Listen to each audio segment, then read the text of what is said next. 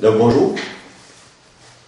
Mes responsabilités comme évêque m'ont empêché malheureusement de participer avec vous à cette rencontre diocésaine.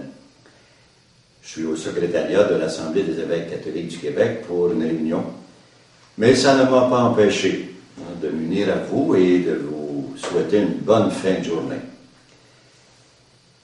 Vous savez, quand j'ai pensé à devenir prêtre dans les années 60, vous venez d'avoir à peu près mon âge, je croyais que mon ministère tournerait surtout autour des célébrations eucharistiques, de la pastorale dans le monde du travail. J'étais très attiré par les paroisses du milieu ouvrier, dans les écoles, dans l'organisation des loisirs pour les jeunes, dans l'accompagnement des familles et le reste, comme ça se faisait à l'époque.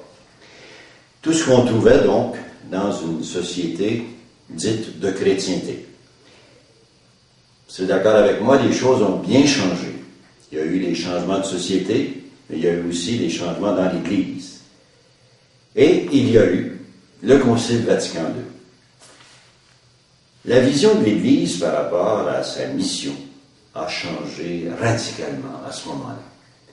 L'Église n'est plus que l'affaire du clergé, les laïcs étant comme limités à des charges subalternes, secondaires.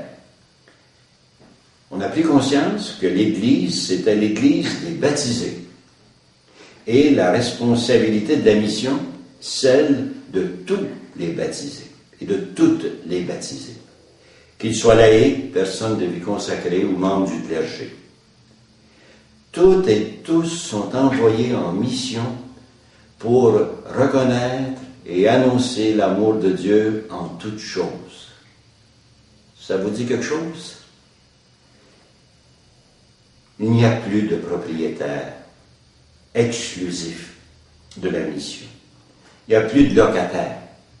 Chaque baptisé, selon le charisme suscité en lui, en elle, par l'Esprit Saint, pour le bien de l'ensemble, est propriétaire et responsable de reconnaître et d'annoncer Jésus mort et ressuscité à l'ère de la nouvelle évangélisation au cœur d'une société post-chrétienne.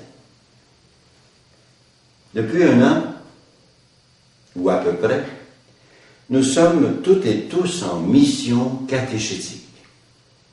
Pas seulement l'évêque, pas seulement l'équipe de la mission catéchétique, ou l'une ou l'autre des équipes diocésaines ou en paroisse. Tous, toutes, plus de locataires, plus de propriétaires exclusifs. Et ça, bien vous l'admettrez facilement, ça nous demande toute une dose d'humilité. Parce qu'il nous faut bien admettre qu'on a besoin les uns des autres. Parce que personne ne peut honnêtement prétendre avoir la bonne démarche. Personne. Pas même l'équipe de la mission catéchétique. Elle a une lourde responsabilité, vous en convenez. Celle de marcher avec nous, comme Église, autant à l'évêché que dans les paroisses. Elle a la responsabilité de nous accompagner dans nos fragilités. Et ce n'est pas facile de nous déplacer hors de nos certitudes et de nos sécurités. Nous sommes à la fois forts et fragiles. Nous ne partons pas à zéro, c'est notre force. Mais nous sommes en terrain incertain, c'est notre fragilité. Il y a du roc solide, mais il y a aussi du sable mouvant. Au cœur de ce terrain à travailler, nous sommes en recherche, ensemble, persévérante et persévérant, patiente et patient. Même si nos pas sont souvent petits, et même si parfois on doit reculer pour mieux nous remettre en marche et reprendre le mouvement. Notre force peut même être dans notre fragilité, parce qu'elle nous invite à nous serrer les coudes, à devenir partenaires entre nous et partenaire de l'Esprit Saint qui nous convoque à la confiance.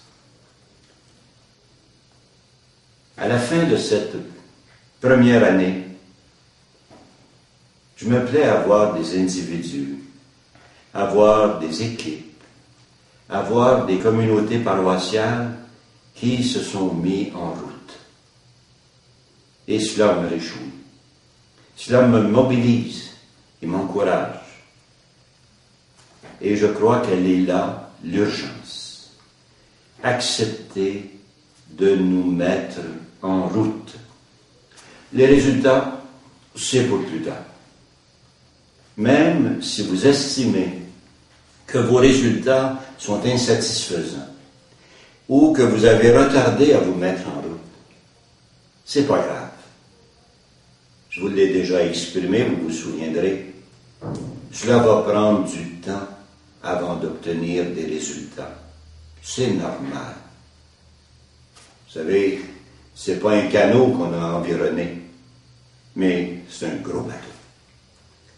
Alors confiance, bon courage. Nous ne sommes pas seuls dans le gros bateau. Le Christ est notre passager, il est même notre capitaine.